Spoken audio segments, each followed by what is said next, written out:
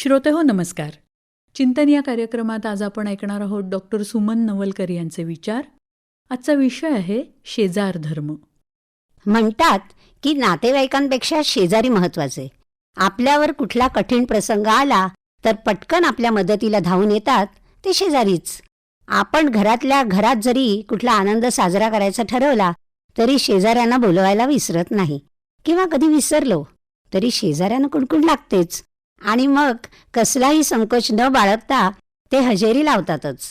नवीन घर घ्यायचं झालं तर आपण आपले शेजारी कोण असणार आहेत ते पडताळून पाहतो. शेजाऱ्यांवाचून आपलं एक पाऊल पुढे पडत नाही. बँकेत चाललोय, तुमचं काही काम आहे का? बाहेरगावी चाललोय, चावी आहेच ना तुमच्याकडे? आमच्या झाडांना 8 दिवस पाणी घालायचं काम तुमचं.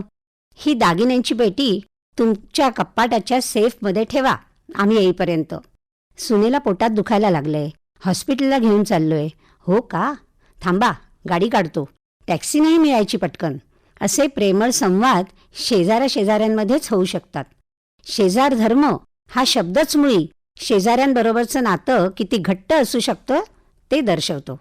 चाळ संस्कृतीत तर पुढची गॅलरी सर्व घरांना जोडलेली असायची. त्यामुळे मजल्यावर 10 बिऱ्हाडं असली तर ते सर्वच एकमेकांचे शेजारी असत. दारं बंद असली तरी खिडक्या उघड्या असत. कोणीही कोणाच्याही खिडकीबाहेर उभं राहून विचारावं, आहात का? दार उघडलं जायचं आणि विचारपूस व्हायची. नंतर हाऊसिंग सोसायट्या आल्या. एका मजल्यावर 2 घरं असली तर दोघे एकमेकांचे घट्ट शेजारी. आमच्या बालपणी आमच्या शेजाऱ्यांच्या खिडकीच्या फ्रेमवर एक पेन्सिल शार्पनर, ज्याला तेव्हा आम्ही टोपण म्हणायचो, बसवलेला होता. आमच्या घरचं टोपण कुठे सापडलं नाही तर आम्ही सहज जाऊन त्यांच्या टोपणाने पेन्सिलीला टोक काढायचो. शाळेत शिवणाच्या बाईंनी शिकवलेल्या कपड्यावर शिलाई घालून आणायला सांगितली की शेजारच्या काकींकडे जाऊन त्यांच्याकडून मशीनवर शिलाई घालून घ्यायची. पूर्वी प्रत्येक घराला एकच दरवाजा असायचा. आता जास्तीचा सुरक्षा दरवाजा आलाय. आता कोण आलंय, कशाला आलंय याची खात्री झाल्यावरच बाहेरचा दरवाजा उघडला जाऊ लागलाय. मला आठवतं, बालपणी आईने ताकीद दिलेली असायची की वाटेल त्यावेळी शेजाऱ्यांची बेल किंवा कडी वाजवायची नाही. मग धाकट्या भावाला कधी शेजारी जावंसं वाटलं की तो जिन्यात जाऊन आमचीच कडी जोर जोरात वाजवायचा. काय बरं झालं, अशा काळजीने शेजारच्या काकी दार उघडून बघायला आल्या की हा शिरायचाच त्यांच्या घरात. आता नवीन कॉम्प्लेक्स आलेत.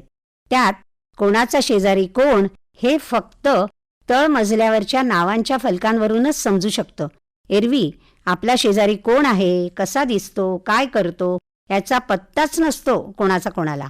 मुलं आपापल्या लॅपटॉपवर किंवा स्मार्टफोनवर खेळत असतात. अंगणात जाऊन खेळणं नसतंच.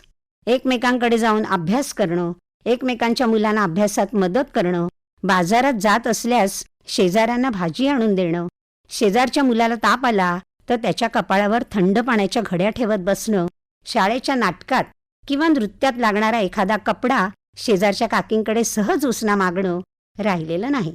इमारतीतला एकमेव फोन सार्वजनिक असल्यासारखा वापरला जायचा.